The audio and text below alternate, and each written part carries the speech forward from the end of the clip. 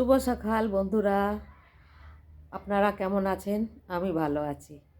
আজকে আজ 2 দিন 3 দিন হয়ে গেল, অনেক ঠান্ডা পড়ছে এখানে।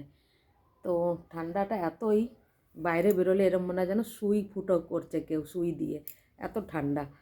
কলকাতায় এত ঠান্ডা না। তা সকালের বাসি কাজ সেরে পুজো পাঠ করার পরে আমি একটু রোদ্দুরে বসেছি, যাতে একটু শীতটা কম লাগে। তো আমার ছোট্ট বাগানে বসে আছি রোদ্দুরে। তো এখন বাজে 10টা। তো 10টা পর্যন্ত সকালের কাজ সারা হয়ে যায়, আর আগে গিয়ে রান্নাবাড়ি শুরু হবে।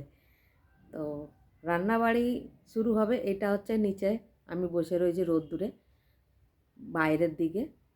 তো ভিতরে যাব, তরি তরকারি কাটার পরে আমরা রান্নাবাড়ি করব। আর আমি এখানে থাকি।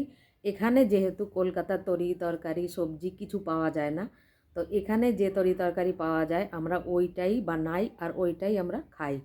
তার মধ্যে কিছু আছে, আমরা কলকাতায় যখন যাই কিছু তরি তরকারি আমরা নিয়ে আসি সেখান থেকে, তখনই আমরা নিয়ে এসে 2-3 দিন রাখা যায় এরকম তরকারি নিয়ে আসি, আর সেইটাই আমরা রান্না করি।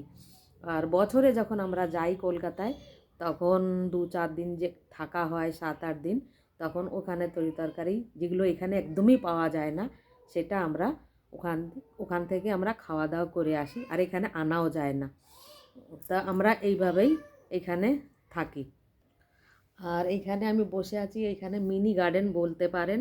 কেন কি এখানে আমার ফুল গাছ খুব পছন্দ হয়, আর সেই জন্যে আমি এখানে লাগিয়েছি। তো 2-3টে ডালিয়া গাছ লাগিয়েছি, ওতে খুব ভালো ফুল এসেছে। তো এখানের লোকেরা ডালিয়া ফুল লাগায় কমই, বিলকুলই। আমি নার্সারির থেকে এনেছি যে কালে, তো এখানেও লাগায় কম লোক, গার্ডেনিং করে আর গাছপালা একটু কমই লাগায়।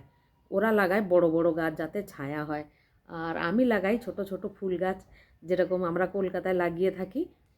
আমি চেষ্টা করি সেইভাবে লাগানোর। আর এই দেখুন না, ডালিয়া ফুল লেগেছে, খুব ভালো লাগছে দেখতে। আগেও আমি অনেক লাগিয়েছি আর এখনও লাগাচ্ছি। আজকে আমার ফার্স্ট ব্লগ বাংলায় শুরু করেছি। থাকি এখানে, কিন্তু আমি বাঙালি, ওই জন্য আমি বাংলায় এই ব্লগটা শুরু করলাম। তো আশা করি আপনাদের ভালো লাগবে, আর আপনারা সবাই আমার সাপোর্ট করবেন, আমার পাশে থাকবেন। তো যদি ভালো লাগে, লাইক শেয়ার और सब्सक्राइब জরুর করবেন, এইটুকু আশা করি।